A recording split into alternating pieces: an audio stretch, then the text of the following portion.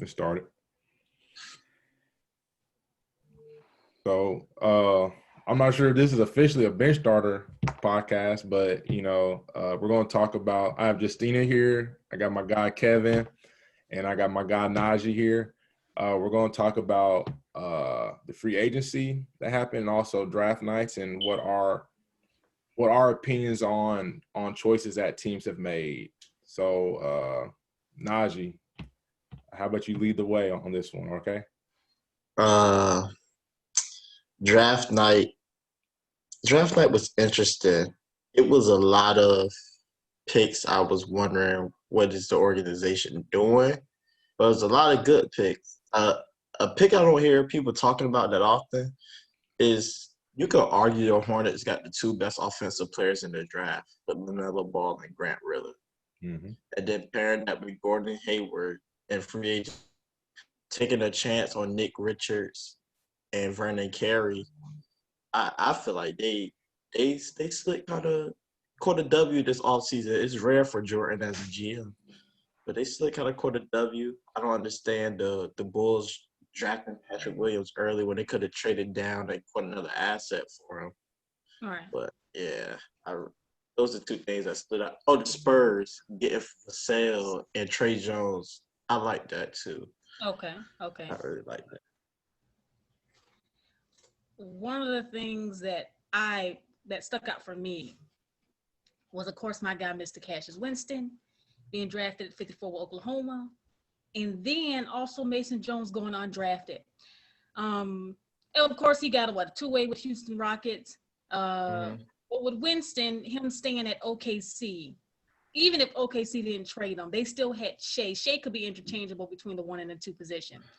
If Cassius would have came along and they kept him, he was able to run that point guard position because he's a true point guard. They would have been the scary team. And of course they gave away Adams or whatever, but they really could have been in rebuilt mode. Mason Jones going undrafted was another one. Elite scorer. Who doesn't take a score? As y'all can see in the free agency, what has been happening? Every shooter's been getting paid. Joe Harris coming off that $75 million contract. Everybody's been getting paid. So everybody wants that Mason Jones, that elite scorer. And another thing is, I know y'all not sure where, maybe y'all are aware, but you all know University of Virginia, Mamadi Diakate? Yes. Yeah. Yes. I'm still trying to figure out how he didn't get drafted. He got the mid-range. He has the over-the-shoulder floater. I mean, he got the defense of everybody needs bigs. Bigs will never, many people are trying to get away from bigs because everybody, trying to go swing men, 1, 2, 3 positions, and where everybody are doing this, how can I say it? They're doing where everybody can do more. They can stretch bigs. Everybody can be two ways. Diakate give you that, especially in the low post. And he's a back to the basket big. So those were 3 players that I think potentially Cassius got he got drafted, but I didn't think he should have got drafted that low. Yeah, I agree, especially when it comes to the draft. So when I looked at the entire list of draftees coming out, for everyone who really knows the game, you have to understand that this draft was pretty deep. And what I mean by that is it was deep in a sense where teams were looking for more fit for their organization more than that superstar level talent where your first 5 picks are easily going to change the dynamics of your organization. So when we talk about a deep draft, we talk about the guys who are your shooters. For example, Tyrell Terry, surprisingly going in the 2nd round, but he goes to a Dallas Mavericks team who are arguably going to be one of the biggest teams to come up in the West, as you can see from what they did in the playoffs versus the Clippers this past season. So, and also, you have the Cassius Winston pick. I do agree. I didn't think he was going to go that low, but with him going to Washington, I think that was a good bar. As far as what happened with John Wall, I do understand that he's requesting a trade now. But let's say if John Wall didn't go through the whole trade me scenario. I mean, looking at Cassius Winston coming behind John Wall in that particular offense, that looks really good. And I do agree with Justina when you think about that and you say, okay, why did OKC trade that? With him and Shea being interchangeable, that would have been dynamic as far as a build for that team. Yes, they might not have won as many games, but I kind of compare it like this year's Carolina Panthers. The Panthers, you can watch them because they're dynamic offensively, but you probably won't get enough wins out of them defensively. So it would have been kind of like the same dynamic when it comes to OKC. And what stood out to me was the Charlotte Hornets draft. They draft very well this year. They got, of course, the ticket seller in Melo at 3. Right. They got Vernon Carey, who, like I told my man James the other night, Vernon has shed some weight. Shout out to Stanley Remy down there in Miami. He does a great job with redefining not only bigs, but redefining everyone's game. You saw Jeff Green. He now has contracts after training with him. You see Andre Drummond. He's elevated his free throw shooting from under 40% to now this past year, he was about 68% from the free throw line, which is a huge jump. So Vernon Carey going to Charlotte was very, very good for them. And then, of course, Grant Riller. I mean, that was a dynamic pick right there. I mean, you got offense, you got the playmaking ability, and what Charlotte did right there was very good. And then, of course, you have Nick Richards coming in, anchoring, some type of defense. Everyone knows if you saw Charlotte basketball last year, as young as they were with Rozier, of course, and Rozier, yes, he's still young, with Devontae Graham, with PJ Washington, Miles Bridges, and those guys, with that mixture, they were good enough to be, leading in the first half, but then in the second half, they'll implode because they didn't have, that veteran presence. And even though I don't think the money looked good per se, the fit in Gordon Hayward may do them some justice with that veteran presence and that veteran scoring, especially when it comes in the second half. So I do believe that Charlotte did a really good job in their draft picks. I do also think in free agency, they did a pretty good job. Like I said, I don't know if I would have given him, 4 years, 120, but, the pick was good. And please, I think everybody is really, forgetting about Harry Giles. Harry, that pickup by Charlotte is big. First, he's coming home. Yep. He's a North Carolina guy. He's a hoop state guy. So with him coming home, it'll revitalize him.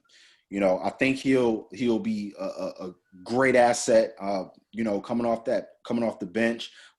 James Borrego has a huge job on his hands as far as how he's going to manage those guys. We don't want it to become the 2018 Boston Celtics team. We don't know what Mitch Kupchak and that front office is going to do as far as, the assets that he has now on that roster. He may look to make some more moves, but, we'll see what happens. But, whatever it is, it's up to James Borrego now to make moves. And one other thing, the Atlanta Hawks. We're going back to the Southeast Division. I mean, look at what they did in the draft. Going with Big O at number 6. James and I had Big O on our draft board to Washington and to the Phoenix Suns. But them going with Big O at number 6 was really, really good. And then their offseason moves, they're making a very good argument to try to, make some noise, and they will make the playoffs this year. They will make the playoffs. They are a year ahead that I had them But with the free agent signings of Rajon Rondo, Danilo Gallinari, that's just huge. That's huge for me. Mm-hmm. Now, go ahead, James. Oh no, you're fine. You got it. What I was about to say to you, Heavy Handles, what do you think? I know that the John Wall situation is a little ugly, Now, this also is another chance for Cassius to come in and do his thing. Because say, for instance, he does get traded. You know what I mean? Now, Cassius can take that from him, and Bill will be beautiful together. Yes. And we let's go a deep dive into Cassius Winston just quickly. Cassius Winston, of course, Michigan State guy. We all know what Tom Izzo could do with point guards. It's history behind that. Right. And more importantly, with Cassius Winston, you get the full package of Cassius. So Cassius can score when he needs to, but he's more of that facilitating type point guard. Mm-hmm. He reminds me of more so of a Chris Paul like type point guard. You need a leader. You need someone who can score. You also need someone who can facilitate. But more importantly, you need a communicator. And he one of the most underrated traits about Cassius Winston is how well he can communicate. We saw what happened last year. He did have some tragedy in his family, and look what he did. He came out. He was resilient. He still led that Michigan State team, who was in fact number one in the nation at one time last year. And they were making some noise at the end of the season before COVID hit. So I think Cassius Winston in that spot, whether John Wall gets traded or not, that's a great spot for him. And with him and Beal, that'll take that'll take the load off of Beal from a leadership perspective. I know he'll still be a leader, but all he can focus on is scoring. All he can focus on is maintaining that offense on his side of the ball.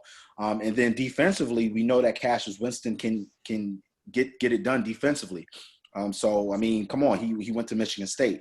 So, the grittiness, the toughness, it's there. And I do believe that within his profile, Cassius Winston can make some pretty big noise very early in his career. Mm-hmm. I think one of the guys that jumped up on probably people's draft boards from the beginning of the college season to, before COVID had hit was Jalen Smith. Mm-hmm. I think that the Suns picking that kid was a really great decision. I'm not saying he's going to be this player, but he kind of reminds me of Serge Ibaka, where he's kind of like a Band-Aid. Like Serge Ibaka he can shoot the ball well enough. Mm-hmm. He's not really a stretch, but he shoots the ball well enough that you have to actually consider that as a threat. Mm-hmm. Block shots. He does it well enough in the pick and roll situations that, like, once again, like, you cannot be like, okay, well, this is just a target. Like, you can't target the kid. Yeah. I think that was a playoff pickup. I think he's a kid who, having Chris Paul and Devin Booker right from the jump, he gets to find a role, a niche real soon, and he can thrive in it. All right. I think he's one of those kids who can come in here and play the 4 and the 5. He can play the 5 with DeAndre Ayton, and both of them can shoot the ball too. So that's I feel like there's going to be plenty of space for the Suns to operate. I think it's plenty of space for Devin Booker to still get his game off, but it's enough for Chris Paul can run pick and rolls with both guys, pick and pop. Mm-hmm. Once again, piggybacking on Kevin, I think what the Hawks did this year, the most definitely pushing for the playoffs. And I don't see why they wouldn't. I to be honest, thought they were going to make the playoffs if they had a full team the whole time. John Collins out 25 games. Yeah. So I agree. 25 games is a lot of games. Mm-hmm. Even if you win half of those games, you're in the playoff race. Mm-hmm.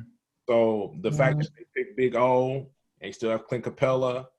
Who else was the other signing that they got? They just got Danilo Gallinari. Rondo, Chris Dunn. Yeah. The Chris Dunn deal. Yes. They improved defensively. We know that they can score. Cam Reddish is only going to get better. 30 and 10. Like he's going to get better. as a player. This will be year 3. Yeah. 30-10 in year 2. You have, and you still have. So they improved defensively. I think the help side wasn't really as strong as they were, and I think now they got bigs who can rebound the ball. They're going to rebounds. They're going to get extra possessions. I think you'll see the next step for DeAndre Hunter and Cam Reddish.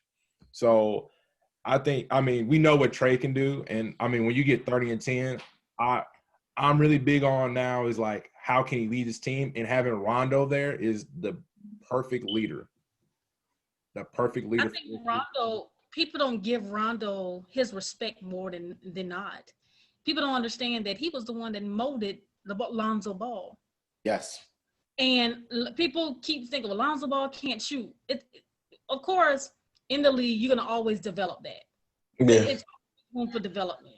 But with Lonzo Ball, people don't understand he's a pure point guard. Absolutely. He's a pure point guard. He is meant to facilitate. He is meant to be a floor general. Mm-hmm. But I must admit, one person or people that did their homework was Miami Heat. Yes. Yeah. They did their homework, guys. They got all complimentary guys.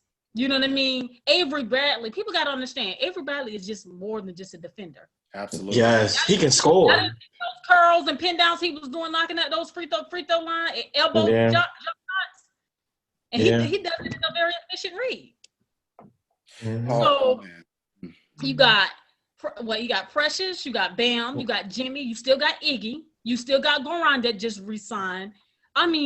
Defending wise, and now they can also put points on the board. Because I don't see Avery as just a defender. I see him as a two-way too as well. And I think people forget, not that it means anything once you make it to the league. Avery Bradley was the number 1 player in the country as a senior. Yeah. What? I didn't know that. Yep. Yeah. Before he got to Texas. Derek Favors, yep. Well, from certain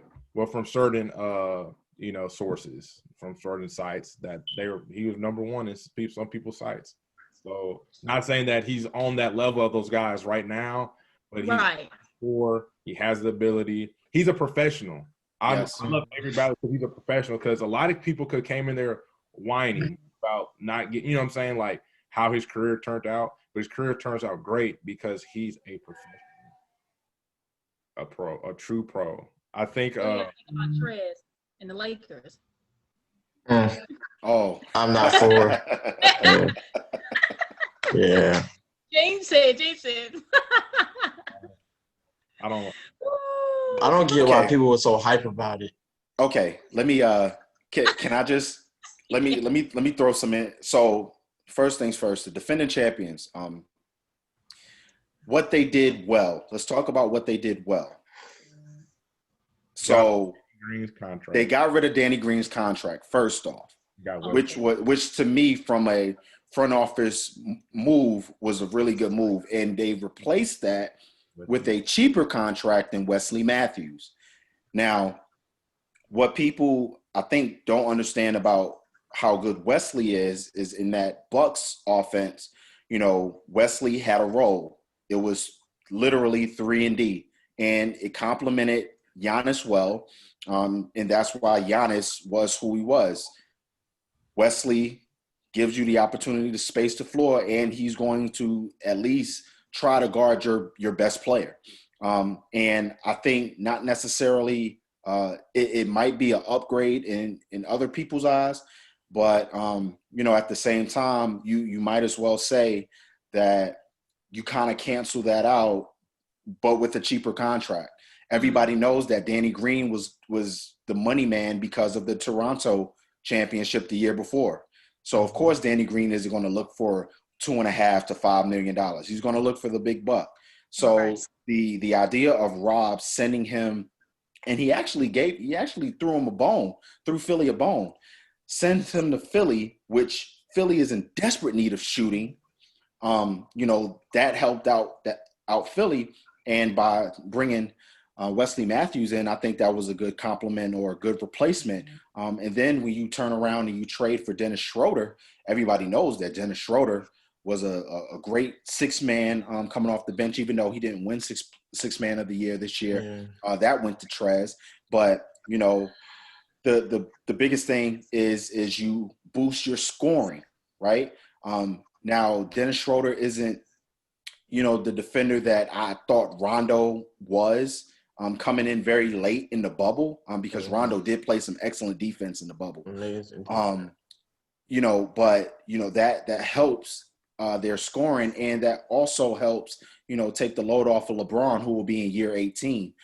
So with that signing, I thought that was really good. Now going to Trez, it was a head scratching signing, to be honest with you.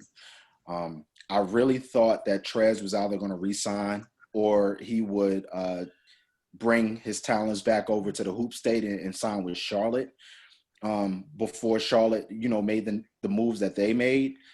So, you know, you get 18 and a half points per game off the bench, or I don't even know if he's going to start, depending on what they do with JaVale McGee.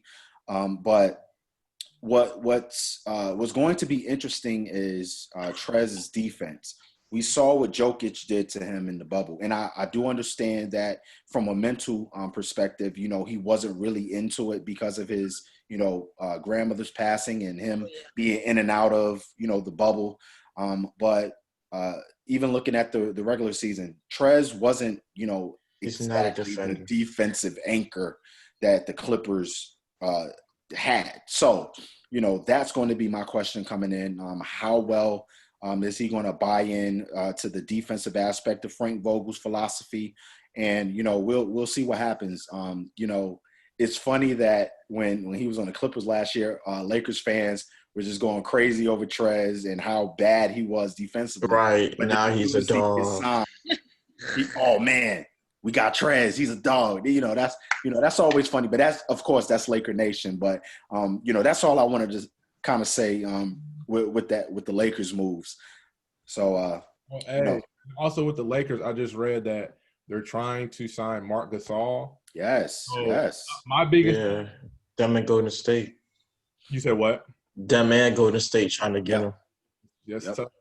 Hey, Christina, I said Christina, Justina. So do you remember when we had talked the last time about when the bigs will come back? I think the bigs are coming back in the playoffs now. So they came back this past playoffs. Yeah, they right. had to. You see, with Rockets, this is what I disagree with. I heard a lot of people saying the small ball would have worked in the bubble. No. Sorry, I just can't see it. Not, you know, like, and then if the Lakers get Marc Gasol, let's just say they get Marc Gasol. Now you got Anthony Davis that who don't want to play the 5, definitely can play the 4 now. Absolutely. You got Dennis, you got Lakers. It'll be tough to beat. That's what's up about Cole Anthony and the Magic? Yeah. That was a bad pick. I don't understand it. Actually, I didn't understand them getting Cole Anthony when you have Fultz. They gave okay. So let's back up. They took away DJ Augustine from the Magic, and now he's with the Bucks. Great pickup. Great pickup. He got, to me personally, DJ Augustine is his own pace player. He understands read, pace, and vision. He has some of CP3 qualities that I can say. So the Bucks are going to do well this year. You see what I'm saying? But for Cole Anthony, the question of it is do you keep Marquell at the starting position, or Cole Anthony allow him to, you know, fluctuate and do what he do, coming as a backcourt point guard? You know, Cole Anthony, he's the primary ball handler. He's going to have the ball in his hands. Right. So I can't see Marquell Fultz. If Cole Anthony comes and have a better shooting percentage than Marquell may not have that position for long. Yeah, I think with what the Magic we're trying to do, if you notice, they're let's talk about the bubble just quickly. Evan Fournier, he was just you know, some games you thought he was magical, for lack of better terms, but in others he just didn't score the ball. And I think what the Magic were trying to do. I think they were trying to relieve some of the offensive duties of Markel.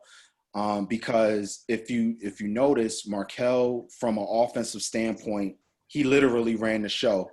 And with Cole coming in, I know he's ball dominant, but with Cole coming in, that kind of relieves some of the floor general responsibilities that Markel had last year. Him and DJ, his shooting percentage actually went up when they played him and DJ together.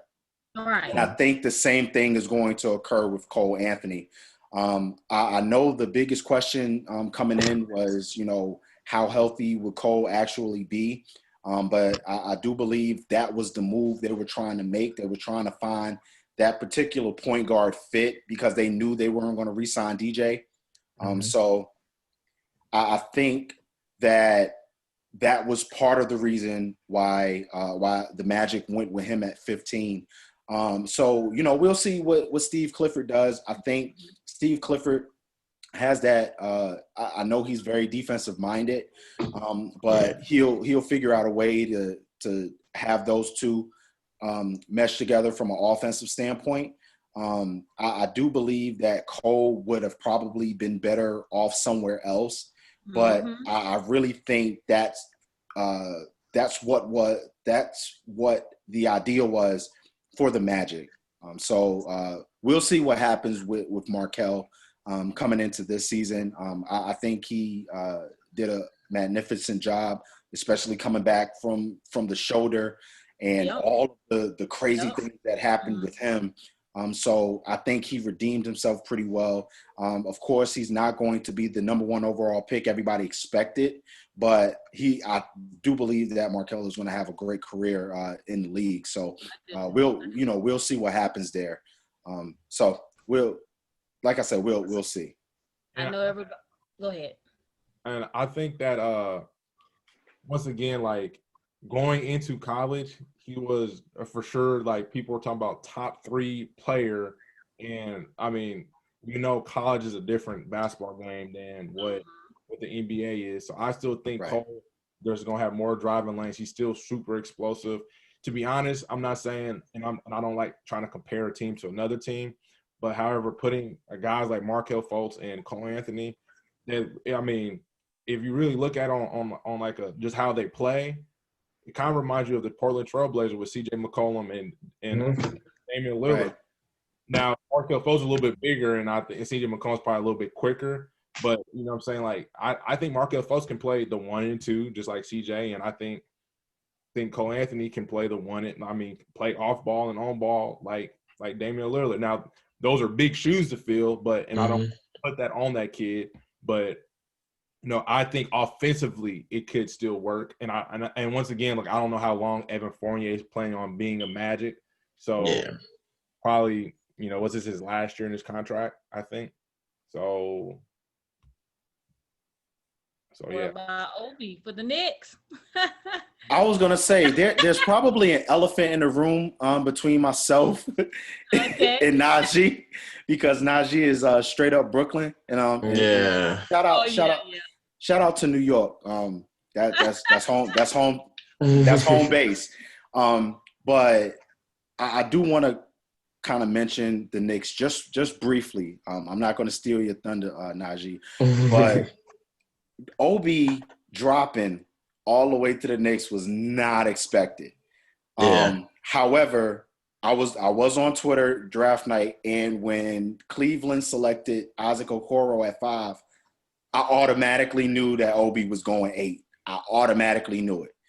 And I think it's a feel-good story, of course, for Obi. Obi's pops is an and-1. He's considered an and-1 legend.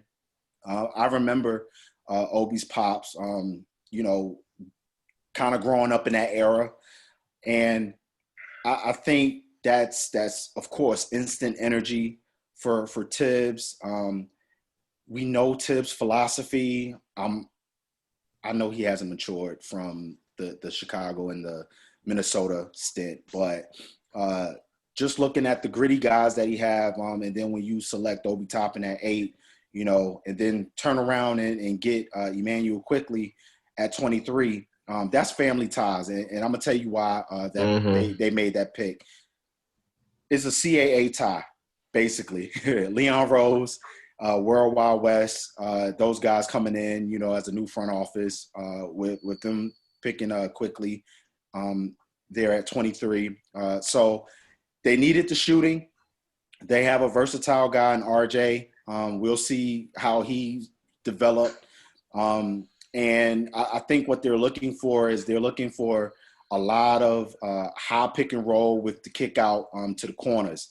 I think that's what the offensive strategy is this year. You have a defensive anchor in Mitch Robinson. That's why the Knicks did not want to put him in a trade. And I think the idea is for them to play a lot of high pick and roll with RJ. They signed Elfrid Payton back because I think the idea was to get Fred VanVleet, which I think would have been a good pickup for the Knicks because you have a high character, high cerebral point guard who can shoot the rock, and he'll thrive in that high pick and roll with a big like Mitch Robinson and a guy like Obi Toppin. So with them signing Elfrid Payton back, we'll see what happens because Elfrid Payton is actually pretty solid in the pick and roll because he was drafted as a pick and roll point guard, a big pick and roll point guard. So we'll see what happens there. But I think that with the Knicks, dodging the bullet in Gordon Hayward, I do want to talk about that quickly because I don't think Gordon Hayward was the fit that the Knicks needed, especially with Tibbs. With Hayward's injury history and Tibbs' no-nonsense playing your first 5+2 philosophy, that was gonna put a whole lot on Gordon, and I didn't want to see that. So I think the Knicks definitely dodged the bullet there in getting Gordon in free agency, and I think they're looking forward to 2021. They didn't go too crazy. They got rid of all of their +1 power forwards. That's the whole reason why they signed the +1 deals as a team option last year, because they evaluate them throughout the year, and if they were good enough, they pick up the option. If they weren't, they just drop them. The same thing with the waiver wire. One thing I was disappointed in, I wanted to see Kenny Wooten in a Tibbs type offense. I think that would have been high energy there as well. But unfortunately, he got released, and now he's on a two-way with the Houston Rockets. But no one's talking about the Miles Powell signing. He didn't get drafted. I saw that. And if you look at Miles Powell, and if you look at Seton Hall, and if you look at the Big East, the Garden is his home. It's his home. He's familiar with it. If they let him play, of course. Yeah. And I think, of course, he's gonna spend a lot of time in the G League, of course. But I think when they call him up and when the bright lights of the Garden with no fans, of course, is there, I think that's going to be Miles Powell's playground if he can grow into a role, with that two-way deal. So I think the Knicks, I think they played it safe this year. They didn't go gun-ho with just getting rid of a whole bunch of draft assets and just trying to go for the home run deal. So we'll see what happens. Of course, I don't think they're going to do anything this year. It'll be a surprise if they do. They will improve a little bit, but I don't think they're going to improve to a point where we're saying, oh my God, they're going to make the playoffs. I hope I'm wrong, but that's just the fan in me talking. That's not the purist right there. But we'll see what happens with the Knicks going on. So I do want to talk about your Nets, though, Najee. The champs. My favorite player, Kyrie, is Najee's favorite player, so that's why that's why I got my job with me. That's why he's my guy. But Najee, I know that you're pissed about some things, and I'm pissed too. Okay. I'm mad we didn't get Ibaka, but yes. I mean, instead of 4-4-4, it's just gonna be 4-4-4-5. I mean, it's all right. The Lakers gonna get a game on us, so it is. I'm mad we didn't get Ibaka. Yeah. I thought he was going to definitely He be a super Net. snaked us. Like, are you serious, bro? Like, for real. I was telling, I was acting like an insider. I was just saying, I already knew it. I already told my friends, listen, Ibaka is going to Brooklyn. I was saying it. He's going to Brooklyn. He's going to Brooklyn. That would have been good. Now, the biggest thing is, I always say this: you have to get complimentary guys. When you already got those star athletes like Kevin Durant, Kyrie Irving, I mean, what more can you know that the offense is just going to flow through them? You know what I mean? So you have to get complimentary guys outside of that. So Joe Harris and Spencer Dinwiddie, Caris LeVert, I love them three. You know what I mean? But to me personally, I like DeAndre Jordan or whatever, but he doesn't do enough for me. Him and Jared I would replace him because Jared has that ability to have that defensive presence there. Yeah. He got the blocks. You know what I mean? He can get the rebounds, both offensively and defensively rebounds. Let's get a person who can come in or another power forward who can actually come in, and if they can play with their basket to the back, that's good.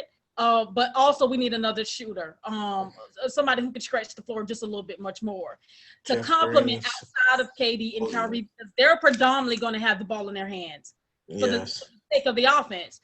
Joe Harris, he did a good job. You know what I mean? And Brooklyn did a great job of re-signing him because he's really good.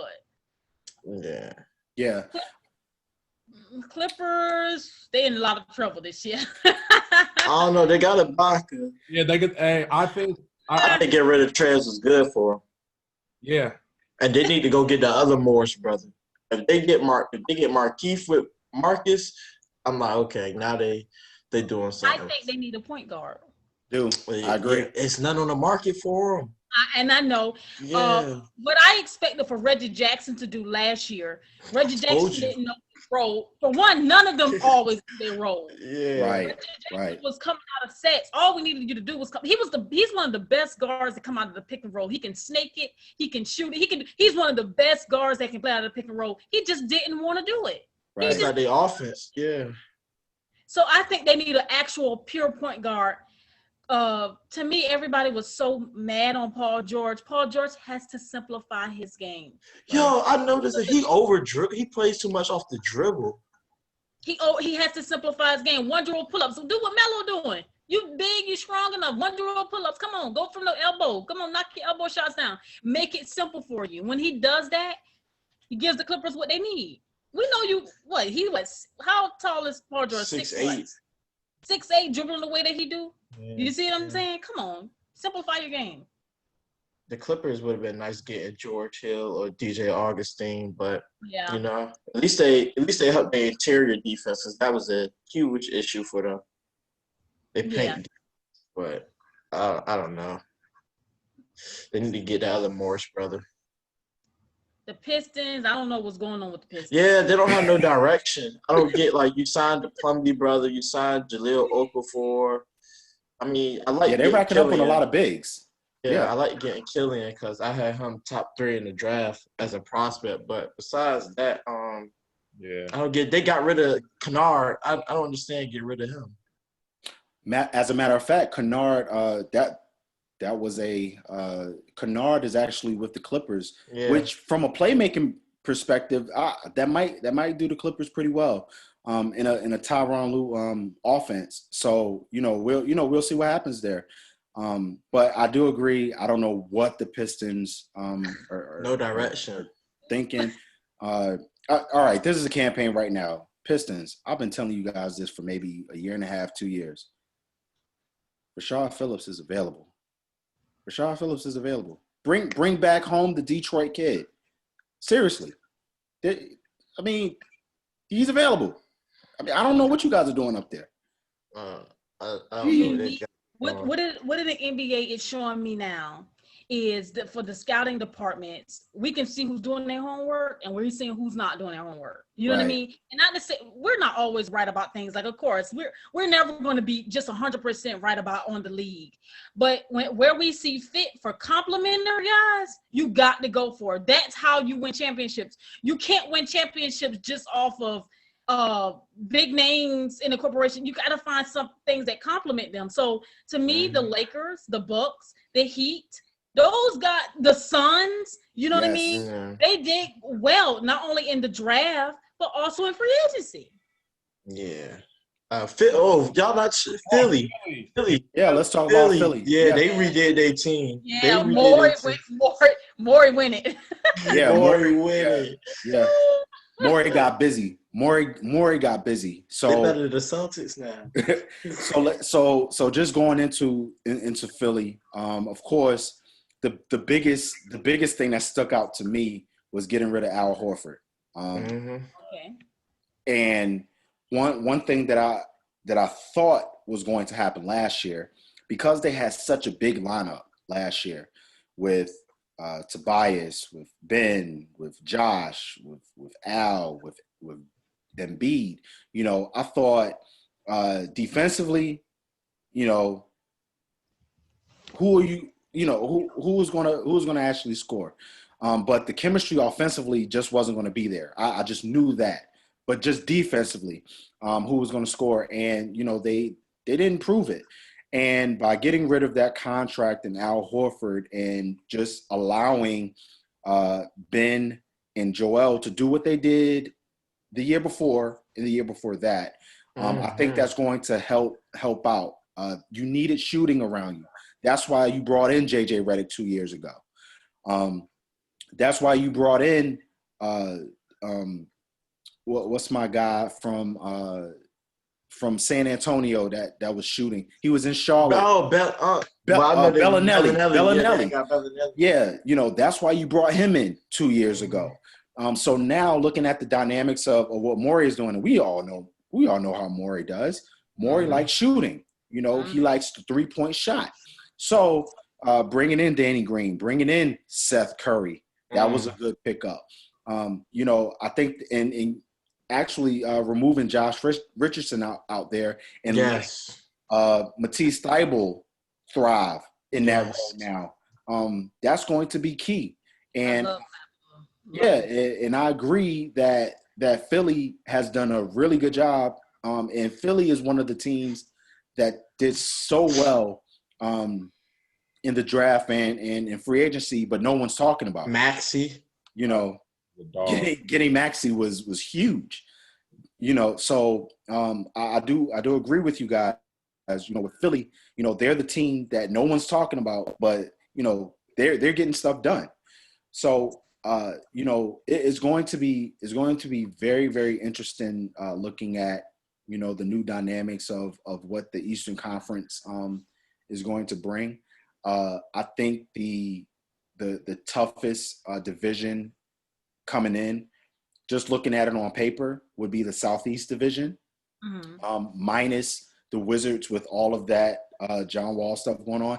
If the John Wall stuff wasn't going on, the Southeast Division, hands down, was going to be the toughest division because you have the Wizards, you have Atlanta coming up, and you know, who knows what Charlotte is going to do, but Charlotte was going to get better. And then Miami retooling. So, you know, that was going to be interesting. But, you know, looking at the Eastern Conference this year and what Milwaukee has done, I'm still disappointed in the Bogdanovich deal in which how that fell through. But because with Bogdanovich being there, that would have been something to see. That was gonna be nasty. But they got Drew. Yeah. With them, you know, getting Drew in the trade, that was very good for them, and relieving all of those assets in Bledsoe and George Hill. You know, these guys are getting older, and you know, bringing in Drew would help out definitely for Giannis. So you know, I do like one thing that we didn't really talk about. And I know I mentioned this earlier. Let's talk just quickly about the Dallas Mavericks. Them getting defense around Luka. Look at James. Before we go to that, we also forgot to mention Dwight Howard's also on the Philadelphia segment. Yes. I just didn't want to just leave that one out, but most definitely. Now Joel don't have to work as hard on the boards now. Right. You know, right. So That's going to relieve a lot of pressure. I'm with you on the Dallas, but I also want to ask y'all one quick question. Do you think that Jason Tatum and Jaylen Brown will be able to fully maximize their ceilings playing together? Yes. No. Will Celtics be able to keep them together? No. I don't think they'll be able to keep them together. Because you signed Kemba to that dumb contract. Yeah. What Boston needed was they needed Marcus Smart to be what Marcus Smart has always been, just going back to Oklahoma State. If you don't sign Kemba and you allow Marcus to be that point guard and do the same thing that he's doing, all you do is beef up your bench. You do. That's what I said they should do. People fail to realize, see, just like Avery Bradley, when Avery Bradley was in Texas, Avery Bradley was a point guard. He facilitated Texas offense. When he got drafted to Boston, he basically played a role. He played that role in being a solid defender and coming off those pin downs and shooting that corner three. He developed himself into an NBA role player. With Marcus Smart, it's basically the same thing. But if you allowed Marcus Smart to be the Marcus Smart of Oklahoma State, you probably would have had elevated, your game from a point guard level, because he can defend, right? He pass is good. And pass. He can facilitate. He can run an offense. And he wouldn't have to feel like he got to shoot so much, because he was jacking in the playoffs. Absolutely. Absolutely. So I feel like if Boston and Brad Stevens will allow Marcus Smart, just go back to Marcus Smart's film at Oklahoma State. He did everything for him. He did everything for him. He was literally amazing. So if you bring that Marcus Smart back, as opposed to what they did in trying to find another Isaiah Thomas-like in Kemba and a Kyrie Irving-like in Kemba. Right. You saw it didn't work. Scoring point guard. The cycle is there. It's not working. So as a coach, I will pull Marcus Smart to the side and say, hey, how would you feel going back to your natural point guard position, but still kind of doing what you're doing now as a defender and as a shooter? Because the idea is Jason Tatum is going to get doubled. All you got to do is give Jason Tatum the opportunity to get into a lane where he can see you, make that pass, and then hit the open shot. So along with that, I think, with Boston, I don't know what Danny Ainge is doing. He's actually regressing. Thank you. What's the point of having all those picks, just like what OKC is doing now, and you're not utilizing those picks and then just trying to bring in big name free agents, so conservative, at the same time. So I think, there needs to be a come to Jesus and a sit down, with that staff and see where it's really going. Are you going to build around Jaylen and Jason? Are you going to, try to get a big name like you've been trying to do to try to fit with the young guys? OKC, when Sam Presti, did the draft with James Harden, with Russell Westbrook, with Kevin Durant, they allowed that team to grow. We all know what happened afterwards, but, in that sense, you have to do the same thing. You have to realize that when you got guys, as good as Jason Tatum is, as good as Jaylen Brown is or has become, you got to allow them to grow and, get hit. They have to get hit. They have to learn that. Don't try to bail them out by bringing in, a big name, because remember, the big name has an ego. Right. Yeah. And they don't want to fall in line either, because they know how good they are. Absolutely. And maybe not so much Kemba, though. Maybe. I think it's just I don't think it's just the right fit for Kemba. Yeah. I don't think it's an ego thing for Kemba. Yeah. Well, I got to understand this too. They got Peyton Pritchard. Yeah. So, I love that pick. I love that pick. Yeah. I loved it. So looking back at it now, it's not like James said, it's not so much at Kemba, but it don't work out so much for him. Right. Now, if you allow Marcus to come in go back to his duties and add in Peyton Pritchard, you know what I mean? This is so much room for growth. This is so much room to grow their actual organization back. And also, Tristan Thompson just signed 2-year, $19.5 million deal. Yes. So you get that offensive rebounder. We saw what he did in Cleveland when they were good. He's solid. So imagine what could happen if he brings that energy. I know he's older, but bringing that energy, from an offensive rebound and a defensive rebounding perspective, he actually held his own defensively on the perimeter when they switched.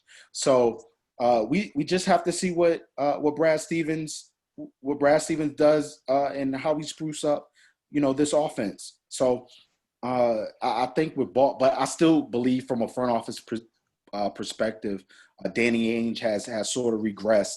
I think the free agent signings that he tried to get, because he didn't get them, he tried to complement it with like the second tier guy and try to elevate the second tier guy in the media, make him look like a first tier guy.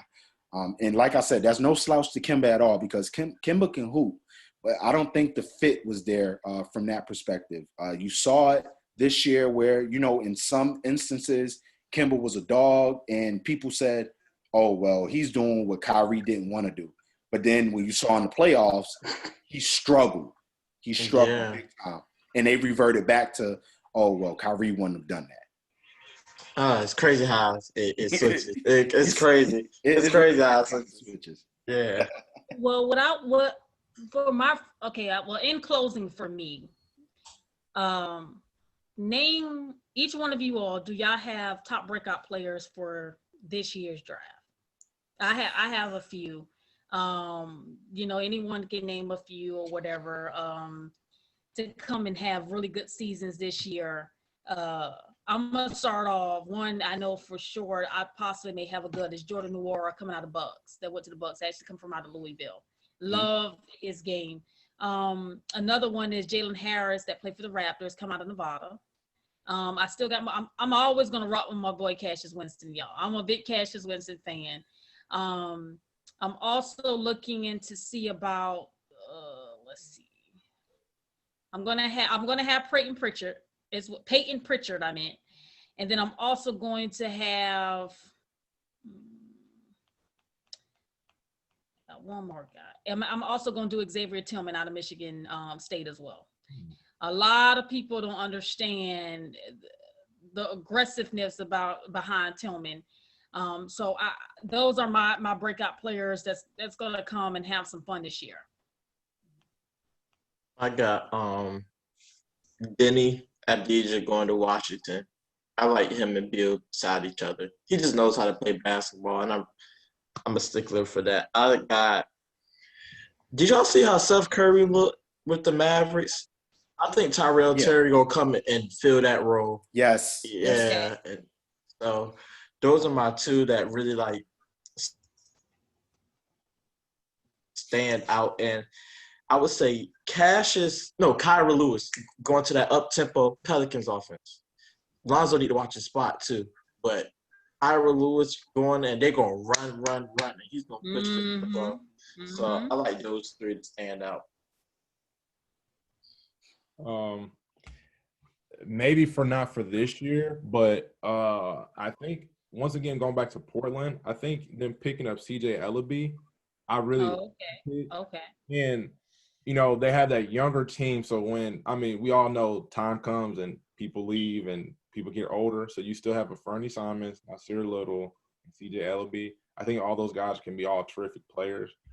I'm really, really big on Jaden McDaniels. Me too. Yeah. Big on him. I hate that he went to that dumpster fire over there, though. That's probably the last spot I would want any kid to get. Them in Sacramento, those are just because one thing I'll say, Timberwolves, if you want to get better, sign a true professional. It doesn't matter if you guys win or lose. Sign a guy who's a true professional, a true pro. And they got Rubio back. And I like Ricky Rubio too. I really do. I tweeted that Ricky Rubio. I gave him his flowers for being in Phoenix, and I think not just saying that those other guys didn't make a next step, but I think having a guy like Ricky Rubio who would also work perfectly with the Clippers, or also would be perfect with the Celtics. But I think oh man, where was I at? I was over here. McDaniels.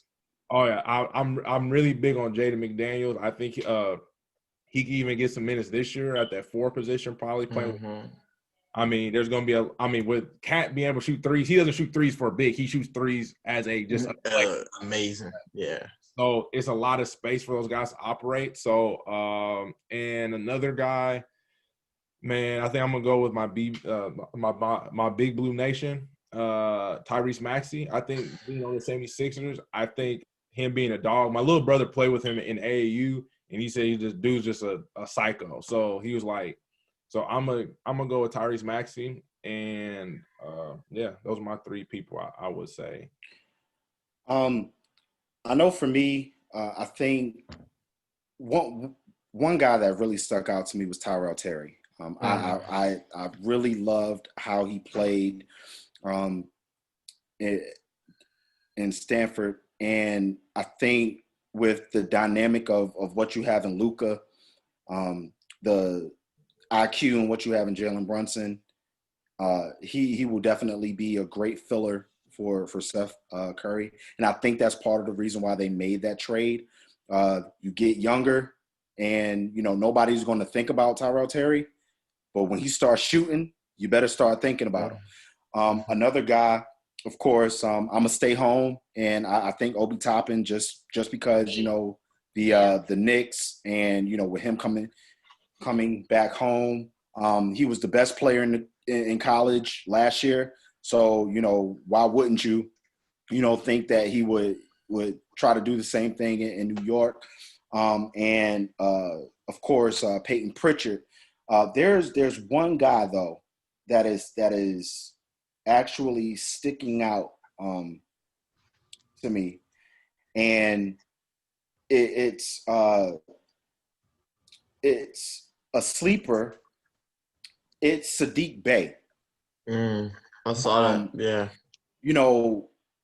I think with Sadiq coming from that Villanova machine, and they produce their guys magnificent as pros for sure, and I think that's part of the reason.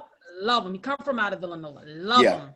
Yes. So when you look at Sadiq, I think he's going to complement him very well.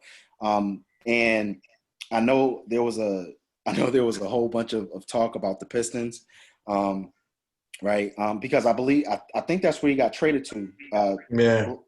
So I think with him being that Villanova guy, he comes from the Villanova tree where you got Mikal Bridges, who's going to be a beast in Phoenix. You got Josh Hart, who's filled in very well in New Orleans. So, adding Sadiq Bey to the Pistons, and hopefully Dwayne Casey will figure something out there, because I don't know if they're just hoarding these assets. So when the moratorium ends, they'll look to see if they can trade for somebody.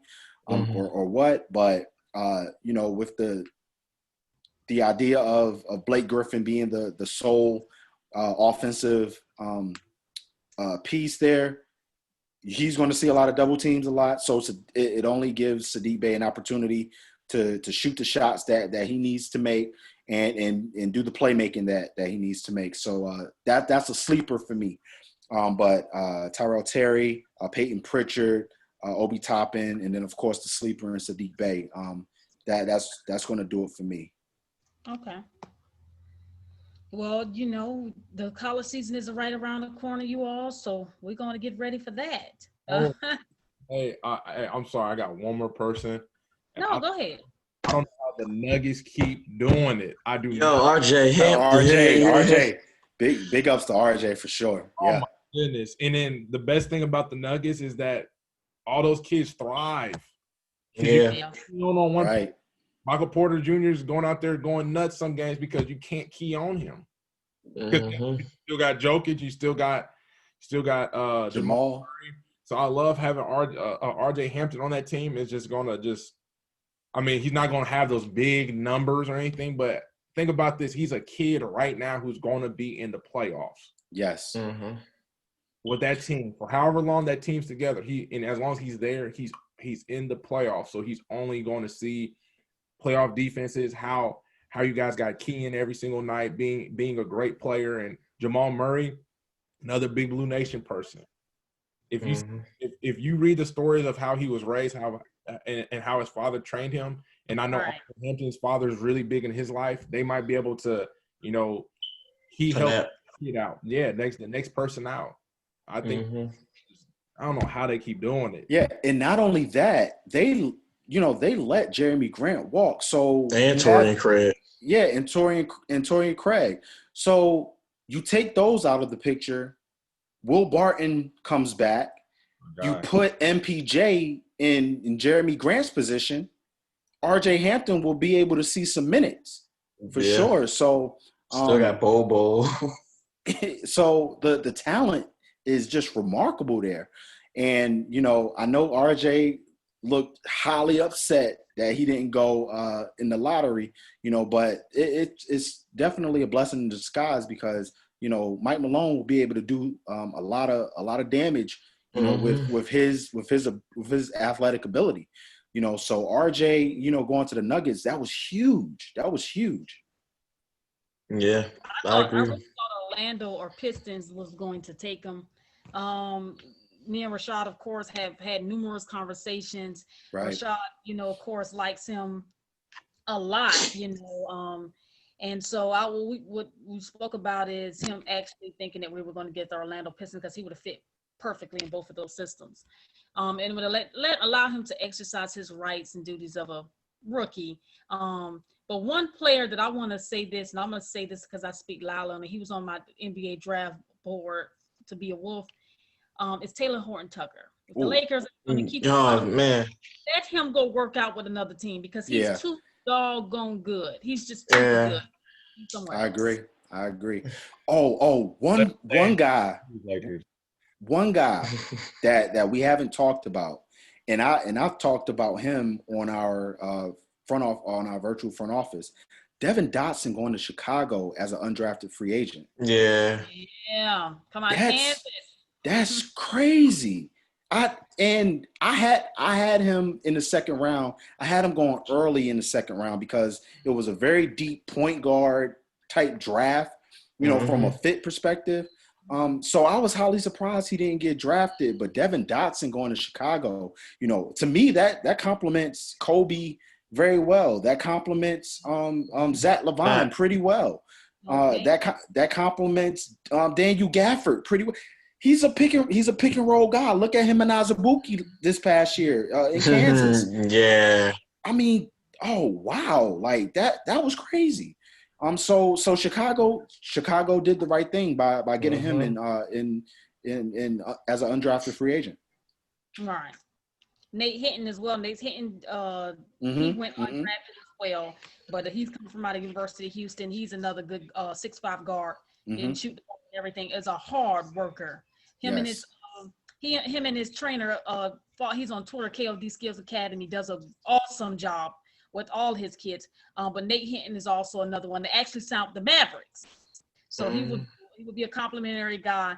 I would expect for him to come in, knock the shots available to him, as well as get some defensive effort. Absolutely. And so since we don't, and so that I don't like watching too much media stuff now, but so that we don't forget these two, because I know the person who went number one in the same draft of Trae Young and Luka Doncic get some love. Can we talk about Anthony Edwards and James Wiseman? Yeah, absolutely. Yeah. Well, I'm not an Ant. I'm not an Ant fan, so I'll let y'all hype them up and try to sell me on them. So one thing that me and Rashad talked about early before we knew the date of the draft was, does Anthony Edwards look good in Minnesota? Right? It made sense from a position perspective because you have D'Lo, and then you have that, and then you have Josh or Kobe, at the 3.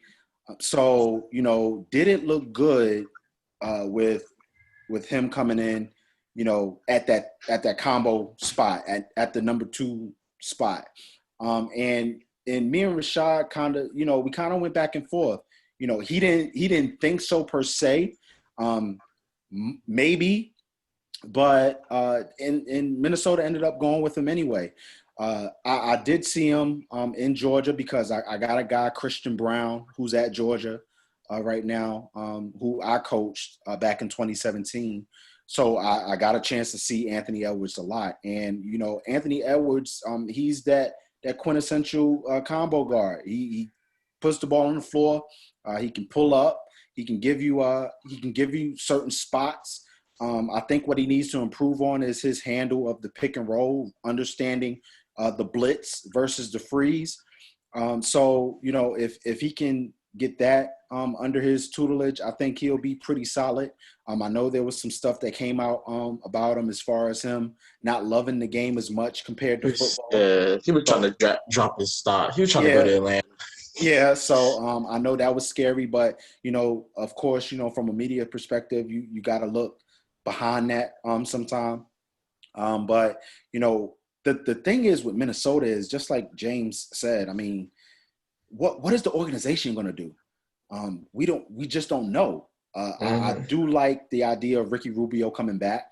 We'll see what Ryan Saunders have going for those guys. And I'll take it for face value right now. I just have to see what he does coming into the season. And then, of course, the obvious pick with Golden State and getting James Wiseman. I like that.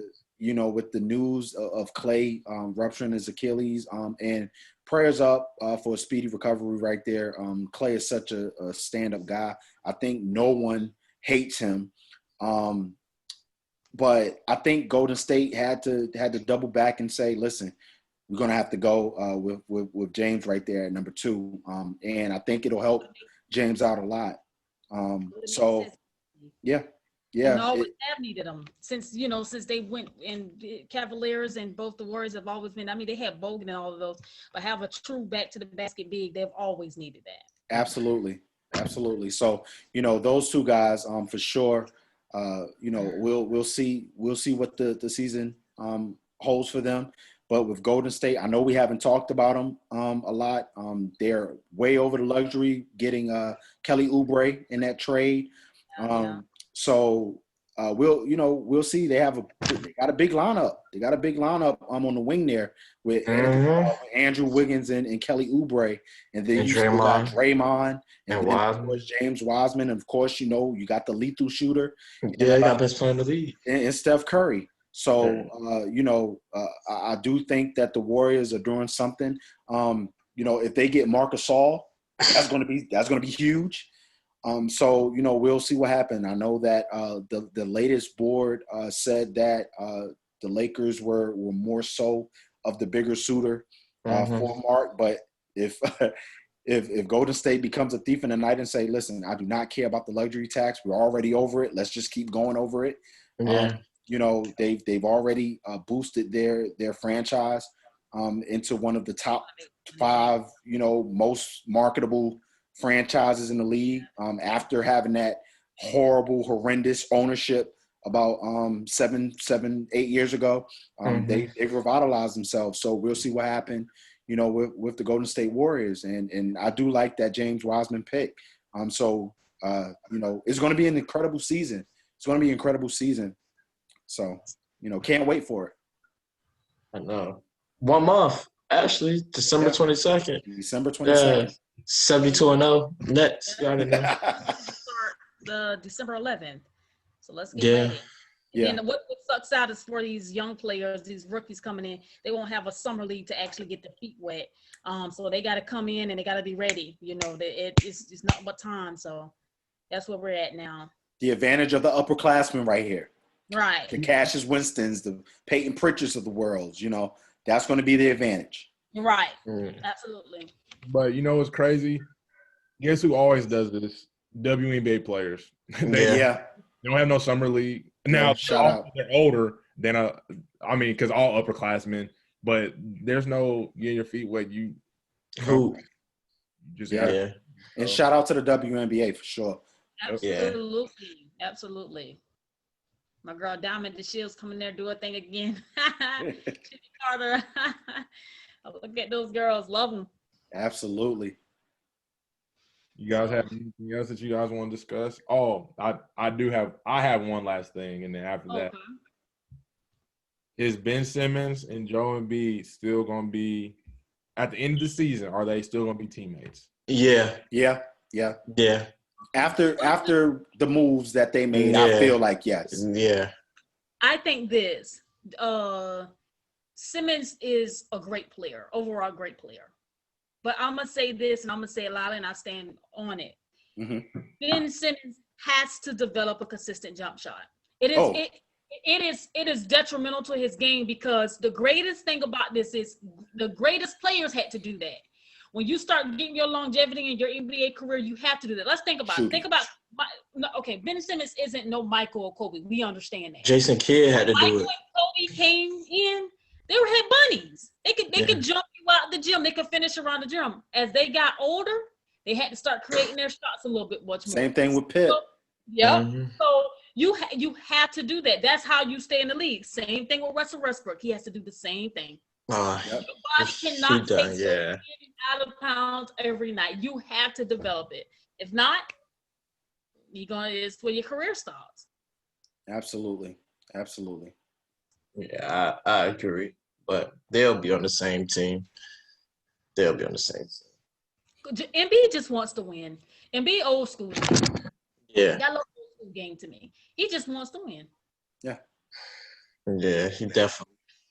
He showed this year when Ben went out and he was destroying Boston by himself. And it was like, yo. Yeah. He said, listen, if y'all not going to do it, I'm going to They almost won some of those games. That's what's crazy. If Right. Ben Simmons plays, I actually think they win the series, but it is what it is. Right. Yeah. Well, that's all I have, James. Yep, me too. Well, let's do a real early prediction. Who you got, Najee? Oh, the champs. 72-0. The Nets. Kyrie Finals MVP. 72-0. No more Rocky with it. Yeah, 72-0. Who you got, Justina? Winning it all, or just Eastern Conference Final, Western Conference Final? We'll do that. Yeah, that's fine. Eastern Conference Finals, because I haven't seen any moves from the Nets, I'm going with the Heat again. For the West, the Lakers. No matter how many times I don't want to look at it, it's the Lakers. Yeah. For right now, I got Lakers and Heat part 2, but I need to see what the Nets are going to do because it's just nothing has been said right now. And I believe that the Nets will come out of the East, but nothing's been being done right now. So until I know exactly what the roster looks like, and Najee, you and I talked about this, until I see what the roster looks like, as a whole, right now I got Lakers and Heat part 2. And I got the Lakers repeating. Yep. I'm on the with the Nets with the Lakers. However, Nets, do not let any team fleece you. I promise. Yo, if we do that James Harden trade, I'm going to go. Rockets gonna fleece the mess out of you guys. I'm going to go crazy. You gonna see why my name Angry Nets fan. I promise you. Try to stay away from it. Try to stay away from it. Right. Try at least. The teams that made the finals last year were teams that had very great role players. Yeah. Dinwiddie is great. Karis LeVert is great. Do Yes. not get fleeced. I'm not big on DeAndre Jordan because what he did for them Clippers, I just don't. I'm not big on DeAndre Jordan. That's But because he had Chris Paul. but hey, but you have the best one-on-one scores in the game, so it's okay. Like they're gonna get to their spots, and Yeah. they're gonna win a lot of games. Just do not get fleeced. Okay. That's All right. That's Mm-mm. so. But I mean, that's what we're done for the day. I mean, this is a really great conversation. I think once again, I appreciate all you guys clearing time. I know everybody's busy, but the fact that we get to talk about like what we love, and sometimes like our faces don't get shown on the TV as much as it should be. Or I read something the other day. I'm not sure if Najee posted it or I don't remember, but why don't they? Yeah, we see pros get to talk about basketball afterwards, Oh but yeah. we don't get to see the guy who didn't play college basketball or who wasn't a pro, or what I'm saying, who also loves sports, get to write about it or get highlighted as much. So I appreciate all you guys and all the homework that you guys did, and it was this was amazing, like always seeing you guys, talking to you guys. It's always amazing. Absolutely. Absolutely. I appreciate you guys. Appreciate you all too. Mhm. Holla. All right. All right. Peace. Peace out. Later.